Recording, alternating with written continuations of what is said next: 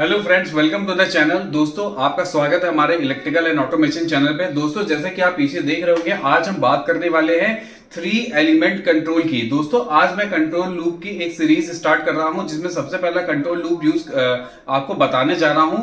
आप एक तरीके से ये समझ सकते हैं कि ये 3 एलिमेंट कंट्रोल लूप जो बॉयलर कि ड्रम लेवल को मेंटेन करने के लिए इस्तेमाल होता है, उसके बारे में आपको डिटेल में बताऊंगा। साथ ही साथ ये क्या होता है ये तो बताऊंगा ही, इसके बाद आपको प्रोग्रामिंग इसकी कैसे करते हैं उसका लाइव वीडियो दिखाऊंगा, और रियल में ये लूप कैसा काम करता है स्काडा पे उसका भी आपको लाइव वीडियो दिखाऊंगा, और उसकी हेल्प से आपको पूरा कंप्लीटली अंडरस्टैंड करूंगा कि आखिरकार जो हम ये पढ़ते हैं तो वो डीसीएस में या पीएलसी में इंप्लीमेंटेशन कैसे किया जाता है। तो दोस्तों, सबसे पहले आपको ये बता दूं कि 3 एलिमेंट कहां यूज होता है। सबसे पहले इसका ब्रीफ ये बात कर लेते हैं। दोस्तों, किसी भी तरीके के पावर प्लांट में या बॉयलर पे आपको ड्रम लेवल मेंटेन करना होता है, 50%, 52%, what ever the set point given by the operator. तो वो सेट पॉइंट को मेंटेन करने के लिए दोस्तों क्या होता है, कंट्रोल वॉल्व लगा होता है। एक कंट्रोल वॉल्व आप देखेंगे यहाँ पे लगा हुआ है हमारा, ये जो हमारा क्या करता है, फीड वाटर को कंट्रोल करता है कि कितना पानी बॉयलर के अंदर जाएगा। अब ये कंट्रोल वॉल्व आपने पढ़ा होगा कि जब हम बॉयलर स्टार्ट करते हैं तो सिंगल एलिमेंट का यूज करते हैं, जब बॉयलर लोड पे आता है तो 3 एलिमेंट का यूज करते हैं। तो ये सिंगल एलिमेंट 3 एलिमेंट क्या है, तो सबसे पहले ये बात कर ले सिंगल एलिमेंट की बात क्या है। सिंगल एलिमेंट में क्या होता है, जैसे क्लोज लूप कंट्रोल में क्या होता है, एक दोस्तों क्या होता है, एक पैरामीटर होता है, उसका फीडबैक आता है कंट्रोलर को, और कंट्रोलर डिसीजन लेता है क्या सेट पॉइंट के आसपास है या नहीं है, उसके अकॉर्डिंग जो है वो कंट्रोल वॉल्व पे कमांड देता है। तो जब सिंगल एलिमेंट की बात करते हैं तो फीड आप क्या करते हैं, ड्रम लेवल का लेवल देखते हैं। कंट्रोल लूप क्या देखता है कि लेवल कितना हो गया है, लेवल अगर 50% से नीचे है तो वॉल्व को खोल दो, 50% से ऊपर है तो वॉल्व को धीरे धीरे क्लोज कर लो। ये हो गया सिंगल एलिमेंट। लेकिन क्या होता है दोस्तों, जब बॉयलर का ऑपरेशन होता है तो कभी कभी सडन लोड कटता है और कभी कभी सडन लोड बढ़ता है। तो फॉर एग्जांपल, अगर जैसे सडनली लोड कटेगा तो क्या होता है, बबल जनरेट होते हैं। बबल जनरेट होते हैं तो ड्रम का लेवल ड्रम का लेवल ट्रांसमीटर बताएगा कि बढ़ गया है, राइट। और जैसे ही वापस नॉर्मल डिमांड आती है तो वो बबल्स क्या होते हैं, क्रंच हो जाते हैं, क्विंच हो जाते हैं। जब क्विंच हो जाते हैं, अब एक मिनट, जब लेवल बढ़ जाता है, जब लेवल बढ़ जाएगा तो कंट्रोल वॉल्व को क्या फीडबैक जाएगा कि भाई पानी बहुत ज्यादा लेवल हो गया ड्रम में, पानी स्लो कर दो, राइट। अब सडनली क्या हो गया, डिमांड वापस नॉर्मल हो गई तो वो बबल जो हो गया वो क्वेंच हो गया। एक्चुअल में पानी तो था नहीं, वो तो बबल्स थे, तो क्वेंच हो गया, तो इतना लो हो गया। फिर ये सडनली फीड वाटर वॉल्व जो है ठंडा पानी, बहुत सारा ठंडा पानी अंदर भेजने की कोशिश करता है, जिससे एक तो हमारी जो बॉइलिंग है वो इफेक्ट होती है, दूसरा सडनली लेवल जो होता है वो लो हो जाता है। तो इस तरीके की एक्सट्रीम कंडीशन से बचने के लिए 3 एलिमेंट का यूज किया। क्यों? क्योंकि 3 एलिमेंट में 2 लेवल जो है बॉयलर का ड्रम लेवल है, उस एक एलिमेंट के अलावा 2 चीजें और इंट्रोड्यूस करी, जिसकी हेल्प से हम इस चीज को बचा सकते हैं। सबसे मेन इंपॉर्टेंट क्या है दोस्तों, बॉयलर ड्रम से क्या चीज निकल के बाहर जाती है, स्टीम निकल के बाहर जाती है। तो अगर हमें स्टीम का फीडबैक मिल जाए और साथ ही साथ इसमें इस लाइन पे कितना पानी चल रहा है उसका फीडबैक मिल जाए, तो उन दोनों की हेल्प से अगर सडन कंडीशन जो मैंने आपको एग्जांपल के तौर में बताई वो आती है तो हम उसको दूर कर सकते हैं। तो तरीका क्या होता है दोस्तों, यहाँ पे बॉयलर ड्रम में ये LIC है। आप इतना चीज अगर भूल जाओ, ये वाली चीज भूल जाओ, तो ये सिंगल लूप है। यहाँ पे आया LIC कंट्रोल पे आया, इसने कमांड दिया। अब दोस्तों हमने क्या किया, ये फीड वाटर में फ्लो मीटर लगा के उसका फ्लो ले लिया, और स्टीम लाइन पे जितना फ्लो जा रहा है उसका फ्लो ले लिया। फिर इन दोनों का समेशन कराया, यानी इन दोनों का हम लोग डिफरेंस निकालते हैं। और जो डिफरेंस आया तो क्या करता है, जिस भी कंपनी का बॉयलर है वो अपने लॉजिकल स्टडी के हिसाब से इस पे कुछ फैक्टर्स ऐड ऑन करता है, और वो फैक्टर ऐड ऑन करने के बाद जो फाइनल आउटपुट निकलता है लेवल कंट्रोलर का, वो उसमें जाके एडिशन या सब्ट्रैक्शन, जो भी निगेटिव वैल्यू आती है तो निगेटिवली ऐड हो जाती है, पॉजिटिव वैल्यू आती है तो पॉजिटिवली ऐड हो जाती है। अभी ये जितना मैं थ्योरेटिकल आपको बता रहा हूं, अभी आपको पूरा जो है लाइव दिखाऊंगा कि किस तरीके से ये काम करता है, राइट। अब दोस्तों आप ये देख रहे होंगे, ये एक स्काडा की लाइव स्क्रीन चल रही है। अभी देखिए आप यहाँ पे जैसा डायग्राम बता था ड्रम लेवल कंट्रोल, यहाँ पे लेवल की 3 वैल्यू आ रही है, यानी 2 आउट ऑफ 3, क्योंकि ये क्रिटिकल हमारा पैरामीटर है तो हमने 3 ट्रांसमीटर लगाए हैं। 2 आउट ऑफ 3 की फिलॉसफी यूज करी है, जिससे एक हमने वैल्यू यहाँ पे निकाली है। अब ये हमारा लेवल इंडिकेटर कंट्रोल है, यानी ये है PID हमारा लेवल कंट्रोल का, उसमें ये वैल्यू आ गई PV, और हमने सेट पॉइंट डाल रखा है 52 का, राइट। तो एक हमारे वॉल को कमांड कितनी निकल के जा रही है दोस्तों, 33.84, आपको जैसे यहां दिख रहा होगा।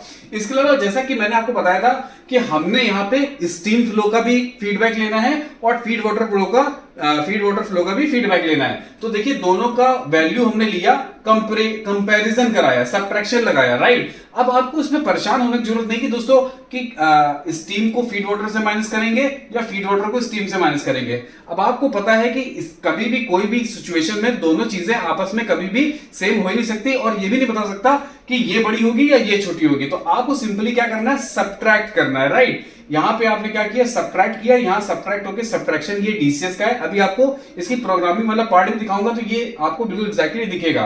फिर यहां पे क्या होगा, सबट्रैक्ट होके यहां पे एक वैल्यू आई। फिर हमें क्या करनी है, इसकी स्केलिंग। दोस्तों इसे बोलते हैं स्केलिंग। स्केलिंग क्यों करनी पड़ती है, क्योंकि डीसीएस में आपको इस 30 के आसपास वैल्यू बनानी है तो आपको स्केलिंग करनी पड़ेगी। उसके बाद एक फैक्टर 0.2 का, ये किसने बताया है दोस्तों, ये ऐसा नहीं कि आपको याद रखना है, आपको दिमाग लगाना है, नहीं, जो बॉयलर बना के देगा वो फैक्टर खुद ही आपको बताएगा कि लगभग कितना डालना चाहिए। वो यहाँ पे जो भी वैल्यू यहाँ पे निकल के आई, देखिए फिलहाल आपको दिख रहा है ना माइनस का 1.9, 2.1, राइट। तो हमने क्या किया है, स्टीम को वैसे फीड वाटर से माइनस किया, जो वैल्यू निकल के आई है उसको हमने 0.2 से मल्टीप्लाई किया, और वो वैल्यू यहां पे मल्टीप्लाई होने के बाद कितनी रह गई, 0.3। और ये जो वैल्यू यहां से 30.75 निकल रहा है, इसमें 0.3 माइनस हो जा रहा है, तो फाइनल आउटपुट ये निकल रहा है, और यही फाइनल आउटपुट निकल के जा रहा है। अब सडनली क्या होता है कि जैसे ही वाटर ये लेवल हाई हो जाता है ना, स्टीम की डिमांड सडनली क्या हो जाती है, कम हो जाती है। तो यहां पे प्रेशर डिफरेंस जो है वो आपको बता देगा कि हाँ, सॉरी प्रेशर कह रहे, फ्लो डिफरेंस जो है वो बता देगा। सडनली स्टीम की अगर प्रेशर लो होता है तो स्टीम का फ्लो बढ़ेगा, स्टीम का फ्लो बढ़ेगा तो ये वैल्यू पॉजिटिव आ जाएगी, पॉजिटिव आ जाएगी, मल्टीप्लाई हो जाएगी, मल्टीप्लाई हो जाएगी, तो यहां पे वैल्यू आके प्लस में आ जाएगी, प्लस में आ जाएगी तो उसमें ऐड हो जाएगी। लेकिन एक्चुअल में तो लेवल लो होगा तो ये आउटपुट लो करने की कोशिश करेगा, लेकिन ये जो पैरामीटर है ये क्या कर देगा, उसमें पॉजिटिव वैल्यू ऐड कर देगा ताकि फीड वाटर फ्लो ज्यादा लो ना हो पाए, ये वॉल को ज्यादा क्लोज ना करे। तो इससे बोलते हैं दोस्तों, ये कौन सा लूप हो गया, फीड फॉरवर्ड लूप हो गया। यानी आप 3 एलिमेंट कंट्रोल तो पढ़ ही रहे, साथ ही साथ आपने एक लूप जो पढ़ा, feed forward control. Feed forward control क्या हुआ, कंट्रोल लूप में सिंपल फीडबैक लेके हम कंट्रोल करते हैं। फीड फॉरवर्ड में क्या है कि उस कंट्रोल लूप को पहले से ही करेक्ट कर देना, यानी फीड फॉरवर्ड पहले से ही उस फीड को करेक्ट कर देना कि क्या क्या डिस्टरबेंस हैं जो आपके क्लोज लूप को डिस्टर्ब कर रहे हैं, तो वो जो आपके डिस्टरबेंस है वो आपने कंपनसेट कर दिए और फाइनल आउटपुट चला गया। अब मैं आपको दिखाता हूं प्रोग्रामिंग का वीडियो कि ये सेम चीज प्रोग्राम में कैसे बनाई जाती है। अब ये याद रखिएगा कि ये जिस भी प्रोग्रामिंग का एग्जांपल ले रहा हूं वो हनीवेल का एग्जांपल है, तो उसमें बहुत सारे ऐसे ब्लॉक हैं जो हनीवेल डीसीएस में यूज है, वो सब जगह यूज नहीं होते, लेकिन आपको बेसिक आइडिया लग जाएगा कि हाँ इसे प्रोग्राम कैसे किया गया है, राइट। तो दोस्तों ये आ गई है अब प्रोग्रामिंग वाली स्क्रीन। अब प्रोग्रामिंग वाली स्क्रीन पे जैसे मैंने आपको बताया था ये वो आपका पीआईडी है, राइट है। अभी आप इसको छोड़ देना, ये छोटे छोटे कुछ ऐसे एलिमेंट है जो आपको अभी समझने की जरूरत नहीं है। ये आपका पीआईडी है, पीआईडी से एक आउटपुट निकल रहा है, राइट। और यहां पे एक एडिशन दिया हुआ है, ठीक है।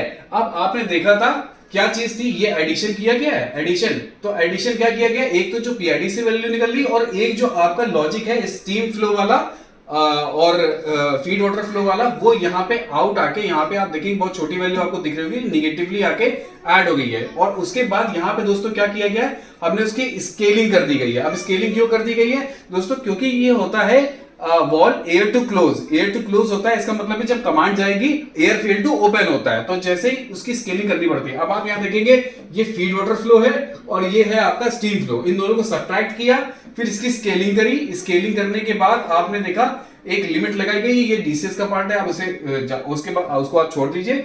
स्केलिंग करने के बाद हमने यहाँ पे मल्टीप्लिकेशन फैक्टर किया, ये 0.2 आपको छोटा सा दिख रहा होगा, ये मल्टीप्लाई होने के बाद यहाँ पे वैल्यू आई और ये वैल्यू यहाँ पे आके जो पीआईडी से आउटपुट निकल रहा है उस पे जाके ऐड हो गई। अब वो निगेटिव है तो उसको कम कर देगी, अगर ये पॉजिटिव हुई तो इसको ऐड कर देगी।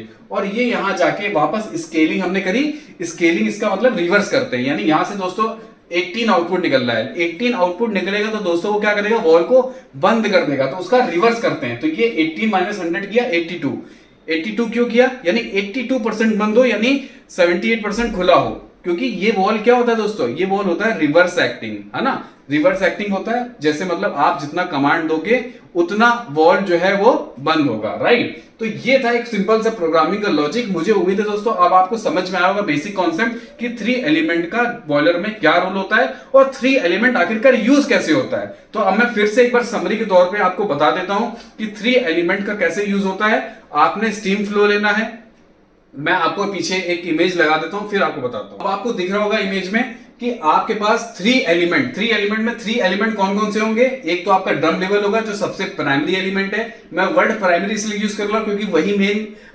पैरामीटर है जिसको आपको मेंटेन करना है। इसके बाद 2 डिस्टर्बिंग पैरामीटर है। एक आपका हो गया स्टीम का फ्लो जो बॉयलर से निकल रहा है यानी मेन स्टीम फ्लो, और एक हो गया आपका feed water flow, main feed water flow. 2 चीजें आपने ली, दोनों को आपने क्या किया, उनका डिफरेंस निकाला। फिर जो वेंडर है जिसने बॉयलर दिया है वो अपनी फिलॉसफी लगा के उसमें कुछ ना कुछ एक गेन मल्टीप्लाई करेगा, वो गेन से मल्टीप्लाई किया और जो वैल्यू आई वो वैल्यू आपने सिंपल ड्रम लेवल के कंट्रोल पीआईडी से जो वैल्यू निकल रही थी उसमें जाके वो ऐड हो गई। अगर ये जो डिफरेंस है वो नेगेटिव आया तो वो उस पीआईडी की वैल्यू को कम कर देगा, अगर ये डिफरेंस पॉजिटिव आया तो वो उसको पॉजिटिवली बढ़ा देगा। और इस वजह से एक्चुअल वैल्यू जो चाहिए as per the process requirement वो हमारे कंट्रोल वॉल पे चली जाएगी। तो इस तरीके से 3 एलिमेंट का काम होता है और इसे बोलते हैं feed forward control. Feed forward क्यों हुआ, क्योंकि दोस्तों जो वैल्यू था क्लोज लूप में उसको भी डिस्टर्बिंग एलिमेंट ने पहले से ही करेक्ट कर लिया ताकि बाद में कोई इसकी सिचुएशनल ऑब्जर्वेशन ऐसी ना आ जाए कि वो उसको डिस्टर्ब कर दे। तो ये उम्मीद है दोस्तों आपको ये वीडियो अच्छा लगा होगा। आप मुझे कमेंट करके ये भी बता सकते हैं इसके अलावा आपको किसी पर्टिकुलर टॉपिक पे वीडियो चाहिए कंट्रोल लूप से रिलेटेड या कोई और कंट्रोल लूप फिलॉसफी चाहिए, उसका प्रोग्रामिंग चाहिए, उसका लाइव स्काडा व्यू चाहिए ताकि आप उसे समझ पाए देख के, तो आप मुझे कमेंट करके जरूर बताएं, मैं उस पर टॉपिक पे जरूर वीडियो बनाऊंगा। और हमारे चैनल पे पीएलसी प्रोग्रामिंग से रिलेटेड बहुत सारे वीडियो अवेलेबल हैं जो आप हमारे चैनल की मेंबरशिप लेने पे उसको देख सकते हैं। अगर आप फेसबुक में वही वीडियो देखना चाहते हैं तो आप वहां पे हमारा सब्सक्रिप्शन ले लें और फेसबुक में वो वीडियो देख सकते हैं। इसके अलावा दोस्तों हमारे चैनल पे बहुत सारे 300+ वीडियोस अवेलेबल हैं, आप उन्हें जरूर देखें और अपनी राय इस वीडियो में क्या रही आपकी वो जरूर शेयर करें। Thank you.